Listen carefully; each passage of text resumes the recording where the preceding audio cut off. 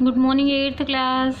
This is your science class. Today is the 29th of April, beta. I hope you are all healthy and safe. आप सभी घर पे ही होंगे और बहुत ही खुश होंगे, अच्छे होंगे।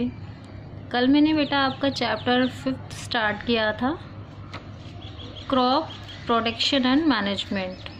तो उसमें से मैंने आपको कुछ स्टेटमेंट्स लिखवाए थे और नेक्स्ट ये आज आपका शुरू करती हूँ मैं। तो फर्स्टली है आपका खरपतवार। तो खरपतवार क्या होते हैं बेटा? जब हम किसी फसल को पैदा करते हैं, किसी फसल को तैयार करते हैं, सपोज़ हमने गेहूँ तैयार किया, गेहूँ की फसल की, तो गेहूँ उगाते समय फसल एक जो क्रॉप का एरिया होता है वो बहुत ही बड़ा फील्ड होता है। और वो फील्ड एरिया बेटा जब बहुत ही बड़ा होता है तो उसमें गेहूं के अलावा बहुत सारे ऐसे प्लांट्स, जंगली प्लांट्स निकल आते हैं जो अनवांटेड होते हैं हमारे लिए, हमारी ज़मीन को ख़राब कर रहे होते हैं। और अगर उस जगह गेहूं उगाता तो हमारी फसल बढ़ जाती। तो उनको अनवांटेड प्लांट्स को निकाल के हटा दिया जाता है। ये अनवांटेड प्लांट्स जो होते हैं, अवांछनीय पौधे जो होते हैं, यही खरपतवार कहलाते हैं। फसल के दौरान उगने वाले अवांछित पौधे को खरपतवार कहते हैं। वीड मीन्स खरपतवार, a wild plant that is not wanted in a garden because it prevents other plants from growing properly.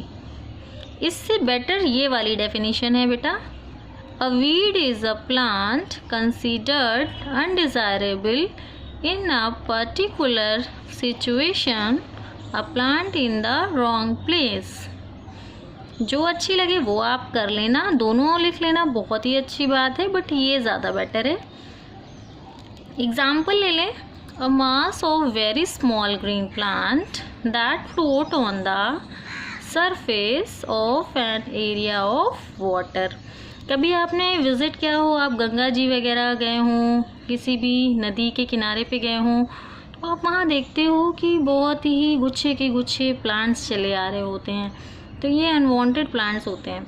तो वैसे जब हम इनको फसल के लिए यूज़ करेंगे तो वहाँ पर ऐसे पौधे निकल आते हैं। आप बहुत ही देखना, मकोई वगैरह निकल आती है गेहूँ में, है ना, तो उनके प्लांट निकलते हैं, तो वो खरपतवार कहलाते हैं।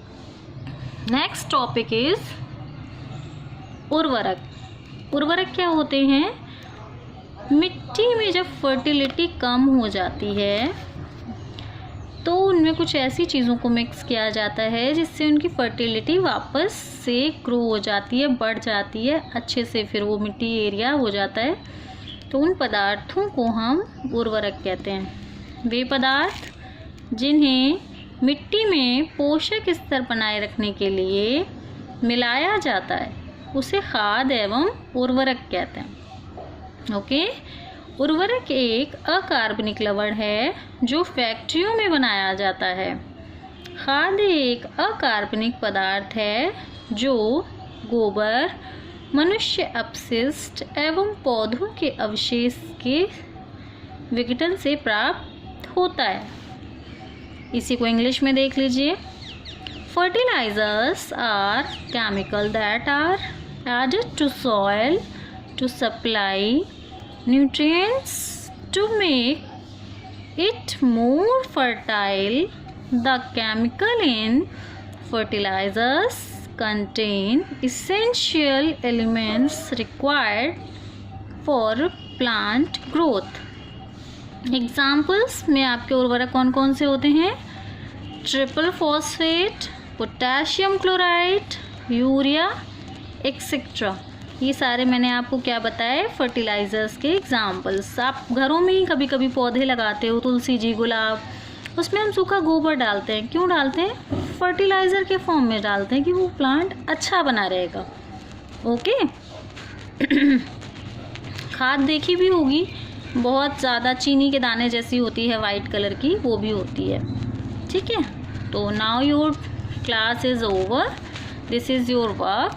होमवर्क में ये आप लर्न करेंगे और इसको कल मैं वापस से आपसे सुनूंगी। कोई भी टॉपिक क्लियर नहीं होगा वो आप पूछ लेंगे। Thank you.